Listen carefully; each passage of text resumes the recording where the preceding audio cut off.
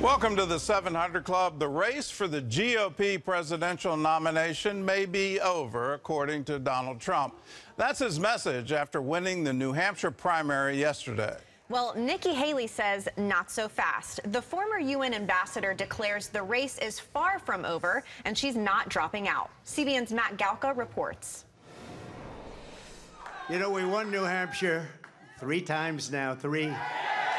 First Iowa, now New Hampshire. Donald Trump is well on his way to winning a 3rd consecutive GOP presidential nomination, and he's throwing heat at his only real remaining rival. I can go up and I can say to everybody, oh, thank you for the victory, it's wonderful, or I can go up and say, who the hell was the imposter that went up on the stage before and, claimed a victory? She did very poorly, actually. Former UN Ambassador Nikki Haley is the only major challenger standing in Trump's way.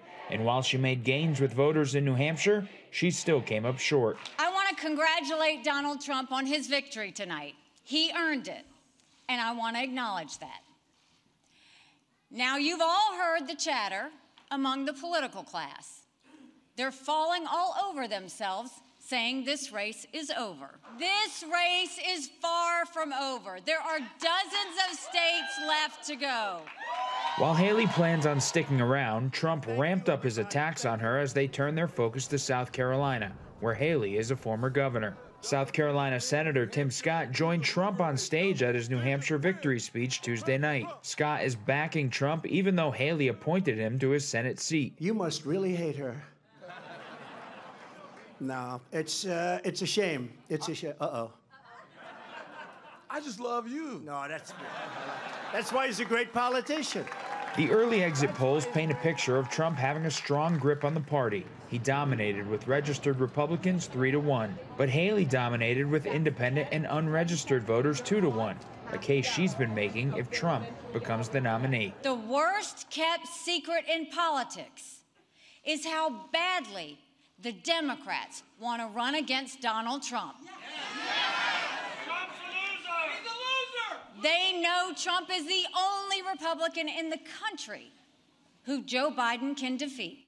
President Biden's re-election campaign is only focused on one candidate, and that's Donald Trump. The campaign released a statement after the New Hampshire results saying it's clear that Trump would be the GOP nominee, and the stakes for the election couldn't be higher. Trump and Haley now set their sights on South Carolina and that state's primary, which is set to take place on February 24th. Matt Galka, CBN News. Well, there's a lot of time between now and that primary in South Carolina.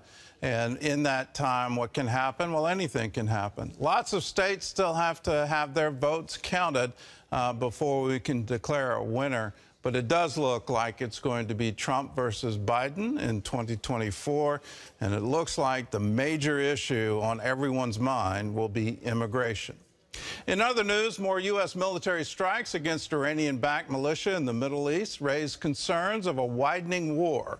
John Jessup has more on that story from our CBN News Bureau in Washington. John? Thanks, Gordon. Strikes near Iraq's border with Syria targeted weapons storage and other facilities linked to the Kataib Hezbollah militia.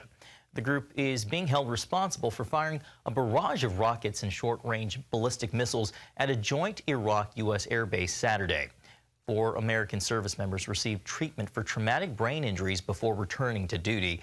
Earlier today, the United States also destroyed 2 Houthi anti-ship missiles ready for launch in Yemen. And an update on the war in Ukraine. A Pentagon official says Ukrainian forces are running out of ammunition and weapons as U.S. aid has dried up due to a lack of congressional funding. The United States is calling on its allies to help make up for the shortfall.